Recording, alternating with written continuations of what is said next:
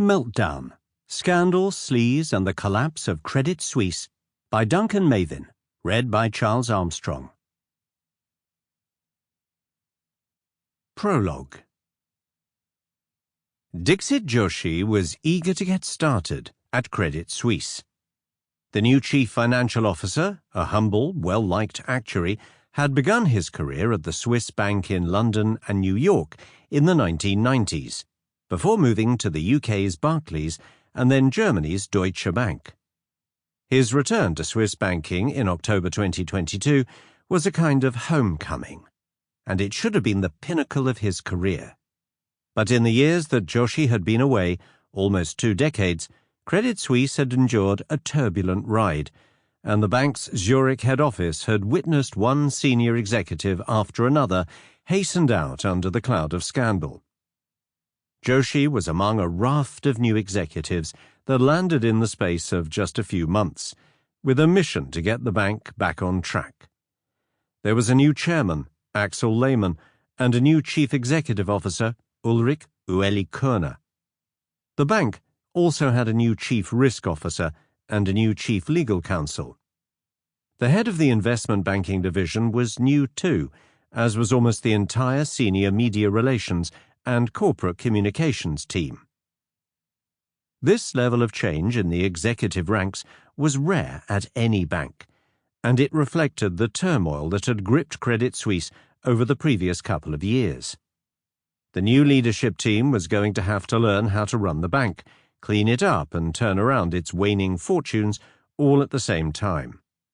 They'd have to quickly restore trust among clients, staff, and the authorities that regulated the global financial system. The urgency of their task persuaded Joshi to begin his new role early. While his family was still in London, he flew to Switzerland in the first week of October, a month or so before he was officially due to start. But he was already too late.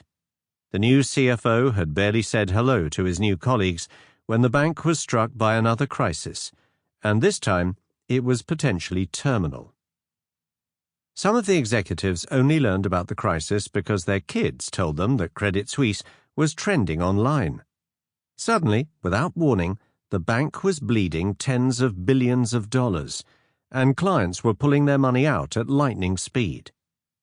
The trigger was a tweet by an Australian financial journalist which simply said, "Credible source tells me a major international investment bank is on the brink."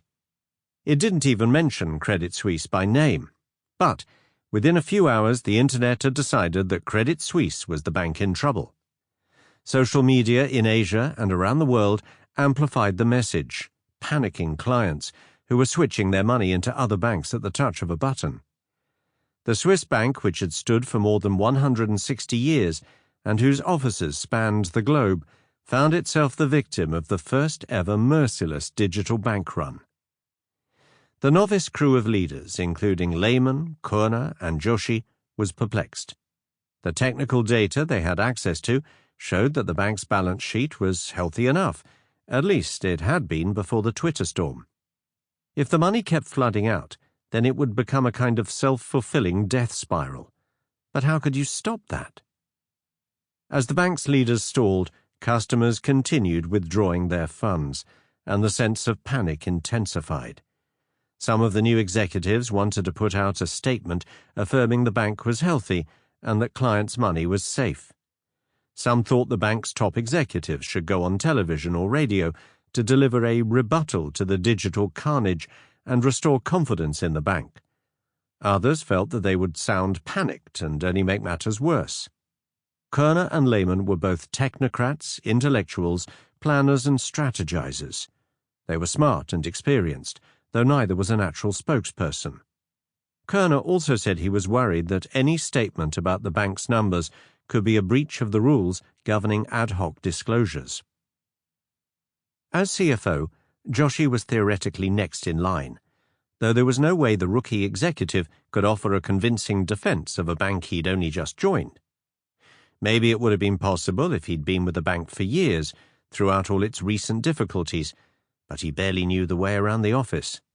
So instead of speaking out, the new leaders at Credit Suisse were silent as the meltdown Sample complete. Ready to continue?